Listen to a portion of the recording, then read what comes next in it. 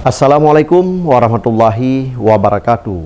Saya Fadlullah, Wakil Gubernur Aceh, mengajak seluruh masyarakat menjadikan Hari Anti Narkoba Internasional tahun 2026 sebagai momentum memperkuat komitmen bersama dalam mencegah dan memberantas penyalahgunaan serta peredaran gelap narkotika. Kami juga apresiasi kepada BNN RI, Bea Cukai, Polri, dan seluruh pihak atas keberhasilan menggagalkan penyeludupan narkotika jaringan internasional.